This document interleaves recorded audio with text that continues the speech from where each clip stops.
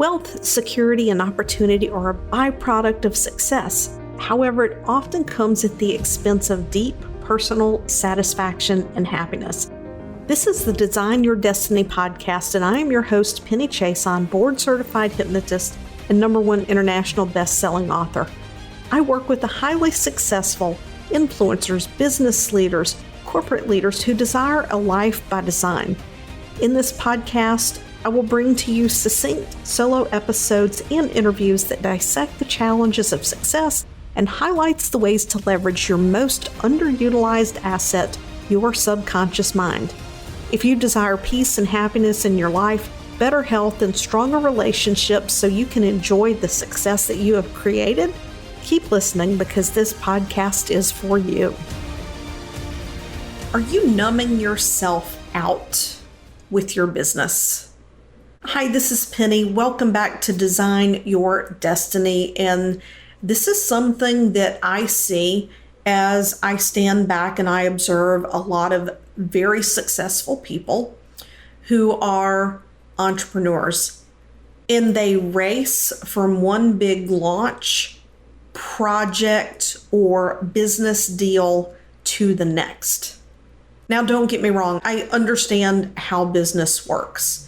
We can't just take our foot off the gas and stop and just let everything go. Not when we're talking very large businesses, when we need to be evolving product lines, streamlining services, adapting to the market. I totally get all of that.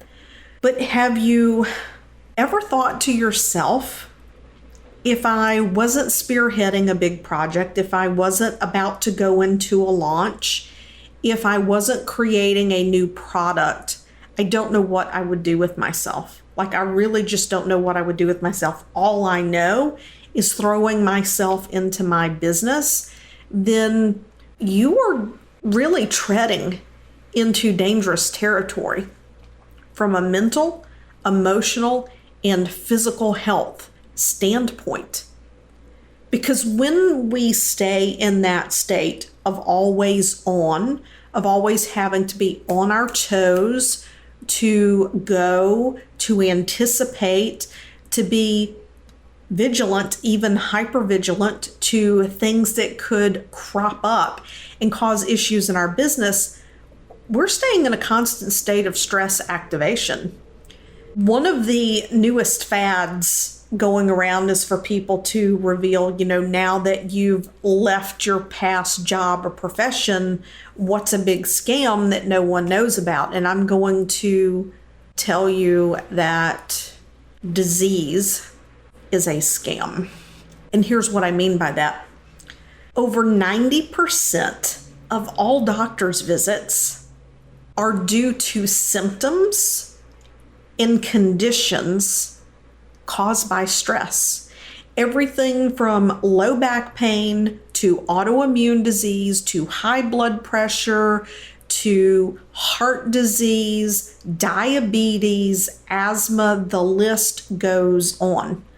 These things are due to stress activation. And one thing that I know about most very high-level entrepreneurs that I have connected with, the one thing that they want is they want longevity. They want a happy life. You want longevity. You want a vibrant, vital life.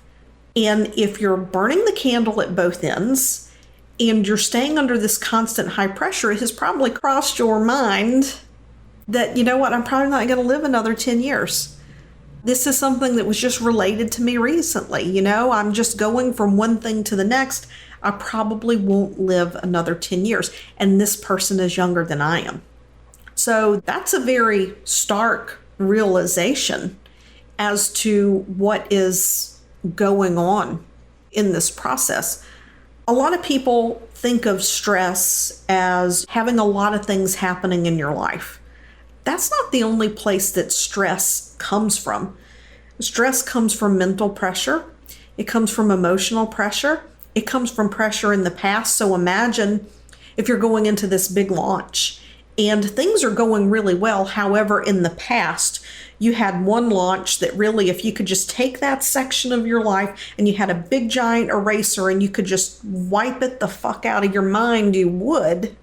All of the emotion, the interpretations, the meaning, and the beliefs that were created around that, they're going to be in your subconscious underneath the surface.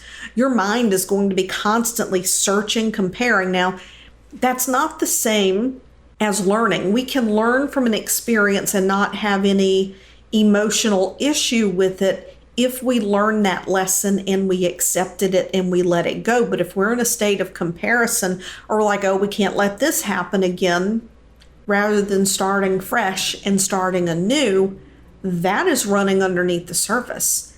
And your mind is looking for ways to avoid the pain that you experienced before. So there can be a lot of stress coming in. And that could be one of the reasons you find yourself running from one project to the next. Is there a part of you that has to prove to yourself that you can repeat your success? Because maybe a part of you thinks you just happened to be in the right place at the right time before, or maybe you just got lucky. So that's one of the things that keep us from running one project to the next. We have to prove to ourselves. We can also have these hidden stories, believe it or not. We have uncovered these stories with people who make a ton of money. You would think someone would not have these stories, but this person's family actually was very comfortable. There was no poverty involved or anything like that. They were very comfortable. However, the father and the mother came from very little means, and they had built up a very comfortable lifestyle. But the mother and the father operated from the fear of, we have to make sure we have money. We can't spend all the money.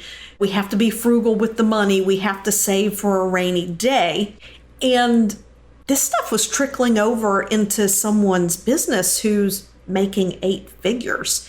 It was trickling in. Like, there was this hesitation. There was this mental handbrake about investing to go to a next level.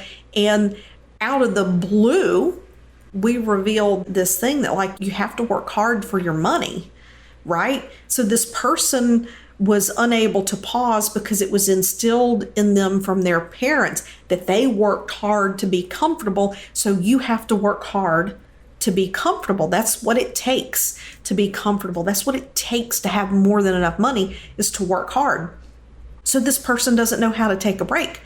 They work themselves into the ground and actually was recently hospitalized from working themselves into the ground, from creating that stress. There was so much stress, their body wasn't able to fight an infection, and it took them down, took them out. The other thing that can happen is we lose sight of what it is that we want. We lose sight of our vision. In the early days of building a business, we're so committed, we're so disciplined, we're so all freaking in on what's happening that we lose sight of what we really wanted.